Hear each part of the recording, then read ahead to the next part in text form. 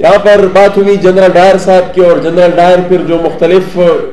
ادوار میں مختلف شکل میں یہاں پر بدلتا رہا ہے، اور جنرل ڈائر ابھی بھی زندہ ہے اور بڑے اپنا آپ کو مضبوط سمجھ رہا ہے. اور ہم پچھلے دنوں یہ جو گولڈن جوبلی تھی بنگال کی، اور وہ پھر بنگال کے کولیپس سے چند دن پہلے وہ جنرل نیازی کی جو بڑھتی تھی، اور جس طریقے سے وہ ایروگینٹلی اپنے موقف کا اظہار کر رہے تھے، میرے خیال میں آج بھی یہ جو جنرل ڈائر کی باقیات ہیں ان کا ٹون جنرل نیازی کے ٹون سے مختلف نہیں ہے. جو کچھ بھی ہو رہا ہو، جتنے بھی حالات خراب ہو، ان کی عقل نہیں نکلتی. اور جہاں تک بات ان کی ناراضگی کی ہے،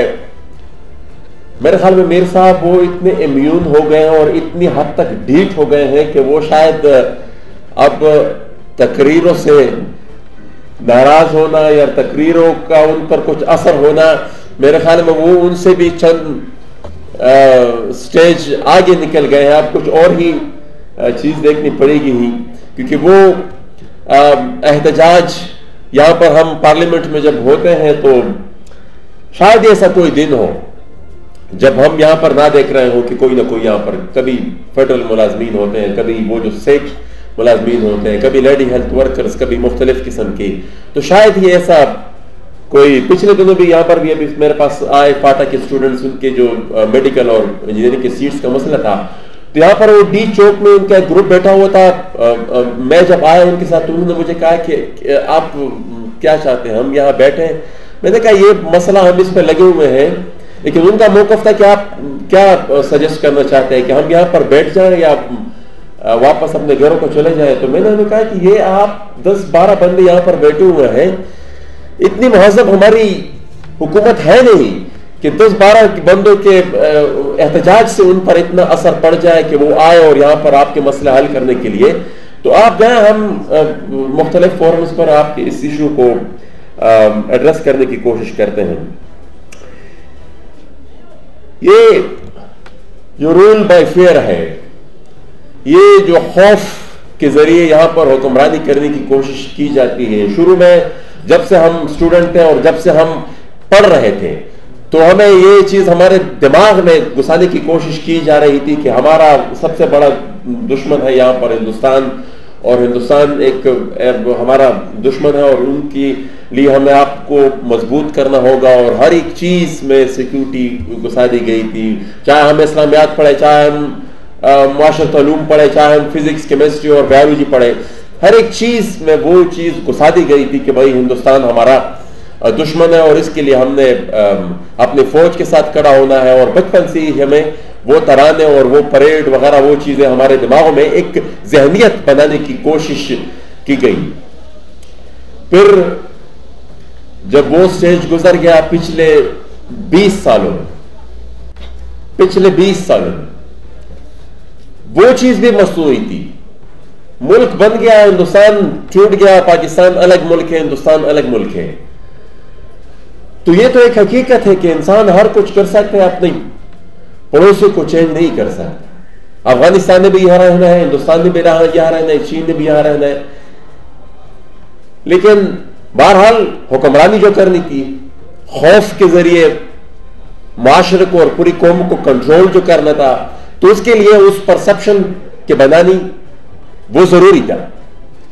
پھر جب وہ مختلف فیزز سے ہم ہوتے ہوئے ایک نئے اسٹیج پر پہنچے تو پچھلے 20 سال سے ہمیں دہشت گردی کے نام پر ڈرایا اور دمکایا جاتا ہے کہ یہ دہشت گرد ہیں اور یہ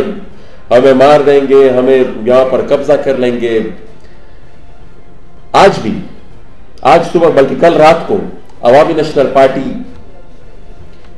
کے جو ڈی خان سٹی کے جو میئر کے امیدوار ہیں اس کو گولی سے بھون ڈالا گیا، اس کو شہید کر دیا گیا. اور یہ اس مسلسل قتل عام کا نہ ختم ہونے والا سلسلہ ہے اور یہ پتہ نہیں کب تک چلتا رہے گا. تو یہ پچھلے 20 سال سے 9/11 کے بعد ایک اور نئی مصنوعی جنگ، اور اس بک میں تھوڑا بہت اس چیز کا ذکر بھی ہے کہ کس طریقے سے یہ جو کولونیل مائنڈ سیٹ ٹرانسفر ہوا ہے اور پھر وہ کولونیل وارز جو ہم نے پرائی جنگیں ٹیکوں پر لے کر پھر اس میں اپنے ملک کا بھی بیڑا غرق کر دیا, یہاں پر ہماری اپنی معیشت کا بھی بیڑا غرق کر دیا, یہاں پر وہ پھر ان جنگوں کی پاداش میں یہاں پر ہم نے پھر انسانی حقوق کی بھی پامالی کی, چھوٹی قومیتوں کی جغرافی کو بھی ہم نے پھر استعمال کیا, اور یہ اسی کا تسلسل ہے. یہ ایک فیک جنگ جو بنائی گئی, جو ایک کولونیل پاورز کو بینیفٹ دینے کے لیے ایک یہاں پر مصنوعی جنگ بنائی گئی. اب بھی اگر ہم یہاں پر اگر یہاں پر ہم ایک ٹروتھ کمیشن بنائیں اور تحقیق کریں کہ تحریک طالبان پاکستان کو کس نے بنایا تھا, ابھی اگر یہ تحقیقات کرے کہ یہ جو 20 سال میں افغانستان میں طالبان لڑتے رہے, ان کو کون سپورٹ کرتا رہا, کہاں سے ان کو سپورٹ کیا جا رہا تھا, اور وہ پھر انڈائریکٹلی کن کن قوتوں کو سپورٹ کر رہے تھے, تو یہ سارے کے سارے پول کھل جائیں گے. یہ جو ہمارے جرنیلوں نے اتنے بڑے بڑے امپائرز بنائے ہیں اسی کیوس کے اندر, اسی وار اینڈ ٹیرر کے نام پر, یہ جو 130 فرنچائزز ایک جرنیل نے, اور پھر کوئی ریٹائر ہو کر آسٹریلیا میں جزیرے بناتا ہے, کوئی کہیں جاتا ہے, کوئی کہیں چلا جاتا ہے, تو یہ اسی کیوس سے انہوں نے فائدہ اٹھایا ہے. اسی یہاں پر پھر وہی چیز آ جاتی ہے کہ رول بائی فیئر, ایک اور مصنوعی جنگ کے ذریعے یہاں پر حکمرانی کرنے کی کوشش کی گئی, اور اب ہم دیکھ رہے ہیں کہ اس کے کنیکشنز, اس کے جو روٹس ہیں وہ پھیلتے جا رہے ہیں. یہاں پر پنجاب میں بھی TLP کی شکل میں اس طرح کی قوتیں سامنے آ رہی ہیں, جو میرے خیال میں آگے جا کر ابھی بھی یہ ایک اتنا بڑا جن بن چکا ہے کہ یہ میرے خیال میں ان چیزوں کو سمیٹنا ہمارے ریاست کے لیے شاید اب وہ ایک ایسے سٹیج پر پہنچ چکا ہے جو میرے خیال میں بہت ہی مشکل ہے. اچھا, ایک اور جس چیز کے طرف میں ضرور آئیڈینٹی پہ بھی اس کتاب میں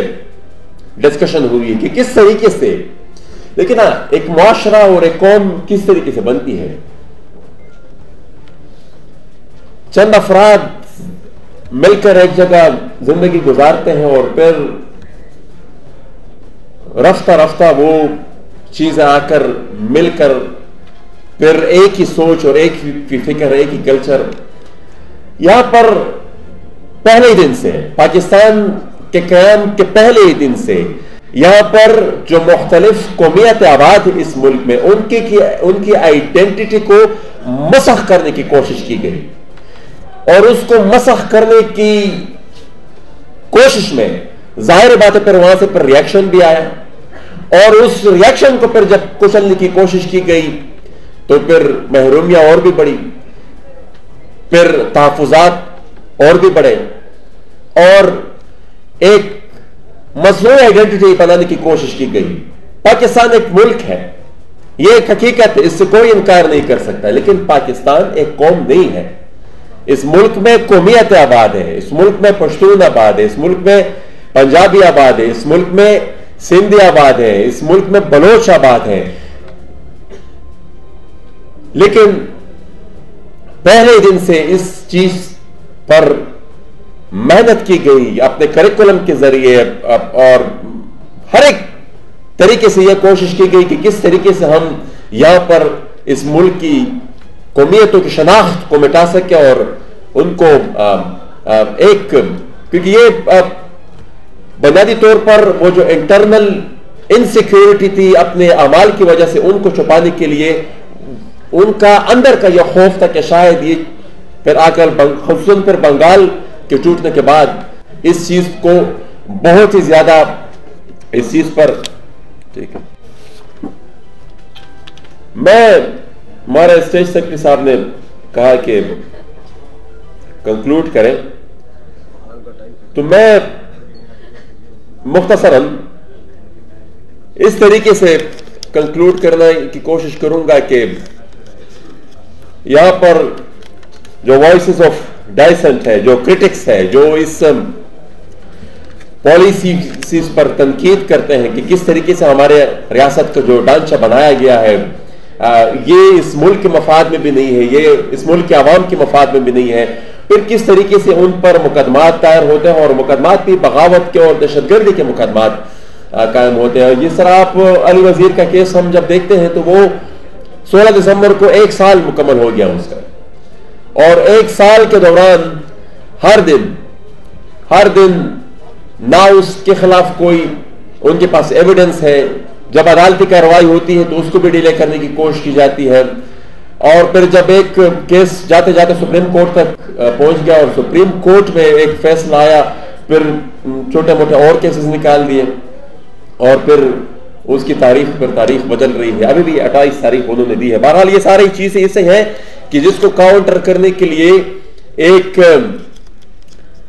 کاؤنٹر نیریٹو کی ضرورت ہے، اور کاؤنٹر نیریٹو کے لیے ایک پھر پولیٹیکل پلیٹ فارم کی ضرورت ہے. اور اسی پلیٹ فارم کے لیے ہم نے کوشش کی بھی تھی، کچھ حد تک ہم نے ایک سفر بھی کیا تھا، اور امید ہے انشاءاللہ آگے بھی یہ سفر جاری رہے گا. کہ ضروری نہیں ہے کہ مثال ایک جماعت بن کر انسان آگے سفر کرے، پہلے تو یہ ہونا چاہیے تھا. ہم نے ایک ٹرائی کی. بہرحال مسائل کچھ اس طرح ہیں، ہماری قومیتوں کے درمیان کنٹرڈکشنز کو اتنا بنا دیا گیا ہے کہ اب آپ دیکھ لیں ہمارے یہاں کوئی بھی نیشنل پارٹی اس وقت موجود نہیں ہوگی. اگر کوئی اپنے آپ کو کہتا بھی ہے تو حقیقت میں وہ نہیں ہے. ہر ایک پارٹی اپنے ایک صوبے تک محدود ہو کر رہ گئی ہے، اور یہ بھی ڈیلیبریٹلی یہ اس چیز کو، ان حالات کو اس طرف مولڈ کیا گیا ہے تاکہ ایک قومی سطح پر ایک ریزسٹنس موومنٹ قائم نہ ہو. تو ہم خیال قوتوں کو اکٹھا ہونا ہوگا، اور یہ جو رول بائی فیئر کا جو سفر ہے، اس سفر کا خاتمہ کرنا ہوگا. اور جو رول کر رہے ہیں اس فیئر کو، جنہوں نے یوز کیا ہے پچھلے 70 سالوں میں، ان کے چہرے بھی آہستہ آہستہ وہ ایکسپوز ہو رہے ہیں. YouTube پر گوگلی نیوز دیکھنے کے لیے youtube.com کی سرچ بار میں googly news T V type کریں. گوگلی نیوز کے پیج پر سرخ رنگ کے سبسکرپشن والے بٹن پر کلک کرنا نہ بھولیے. YouTube پیج پر اپلوڈ ہونے والی ویڈیوز سے باخبر رہنے کے لیے بیل آئیکن پر کلک کیجیے. آپ کو ہر نئی ویڈیو کے بارے میں نوٹیفیکیشن موصول ہو جائے گا.